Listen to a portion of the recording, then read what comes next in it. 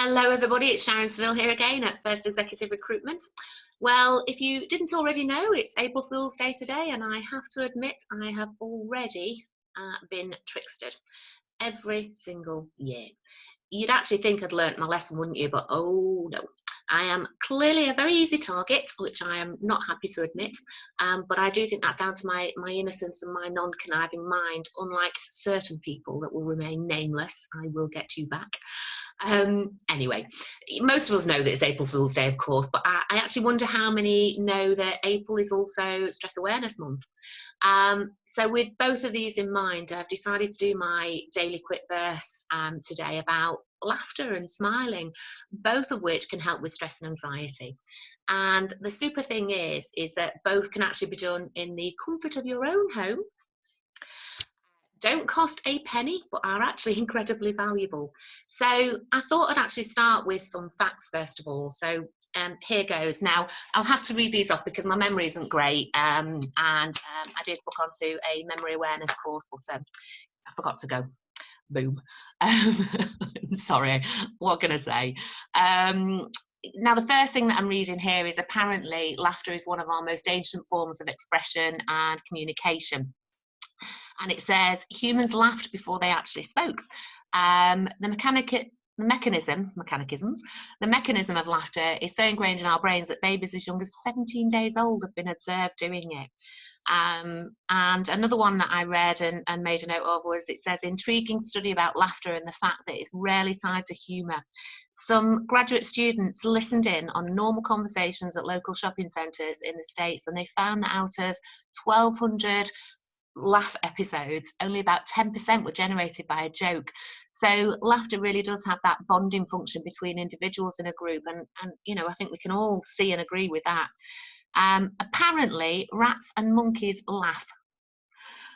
Several scientists have elicited tickle-induced vocalizations from primates. Penny Patterson, who's the president of the Gorilla Foundation, says that Coco the gorilla, famous for her sign language abilities, even had a special ho-ho for visitors that she liked. And rats apparently have very ticklish necks, and when baby rats were tickled, they emitted high-frequency chirps that have been interpreted as laughter. I've got to say, this isn't an April Fool. I've actually checked this out online. A little bit concerning, but anyway, moving on. Couples who laugh together stay together, which I couldn't agree with more.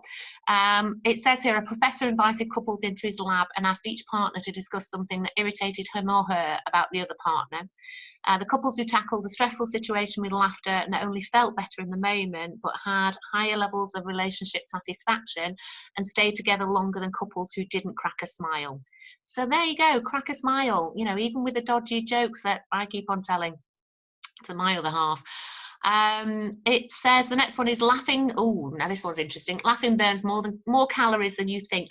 Just 10 or 15 minutes of laughing a day can burn up to 40 calories. That's enough for a rich tea biscuit.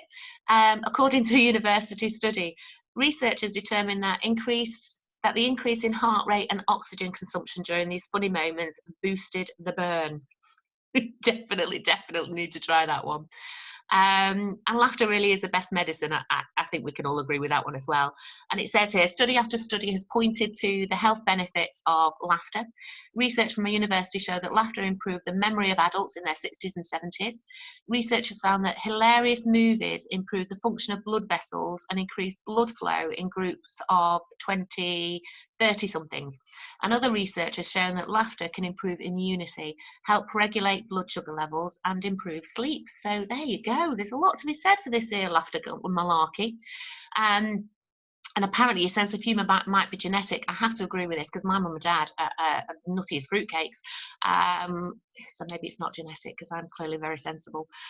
But it does say in a university study of more than 300 people, those with the short version of a gene called 5-HTT-LPR, or allele, as it's more commonly known, are quicker to laugh at cartoons or funny movie clips than those with long versions of the gene.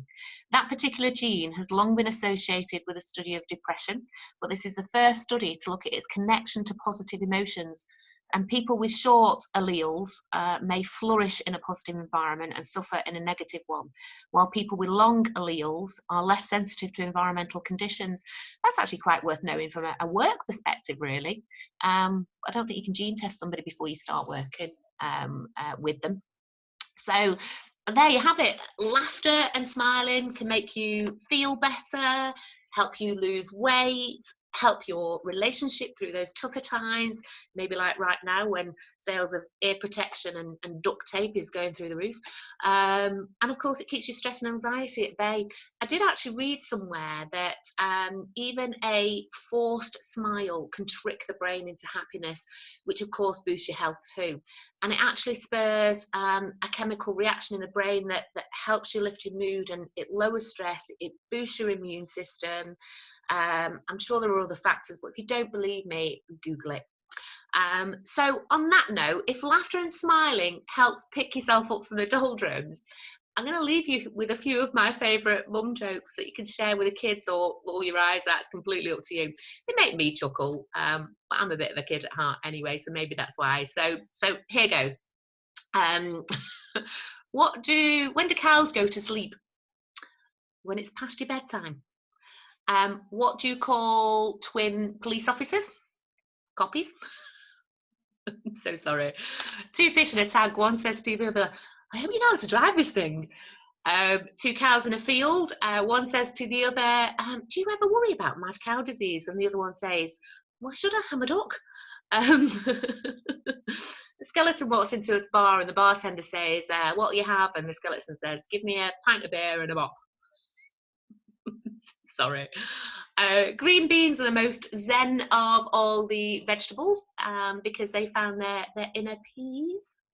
And one that always makes me smile, went into a butcher's and I bet the butcher 20 quid that he couldn't reach the meat on the top shelf, and the butcher turned around and said, no, steaks are too high. Sorry, I told you that they make me laugh. The one that I chuckled at, I actually read this morning when I was doing a bit of research for this. And a woman sees a man rocking on a porch outside in the sunshine, looking quite happy and content. And she walked up to him and she said, couldn't help but noticing how happy you look. You know, what's the secret for your long and happy life? And he said, oh, I smoke 3 packs of fags a day, and I drink a case of rum a week. I eat fatty foods. I don't do any exercise at all. And he sat there rocking. She went, God, that's amazing. And he said, she said, how old are you? And he went, 36. So they are my rubbish jokes, but if they put a smile on somebody's face for a second, even if it might be a 5-year-old kid, then so be it. But that's the joy of humour. Everybody is different. So until tomorrow, peeps, and as usual, please stay well, stay safe, stay positive, and of course, as I always say, please do stay in. Thank you.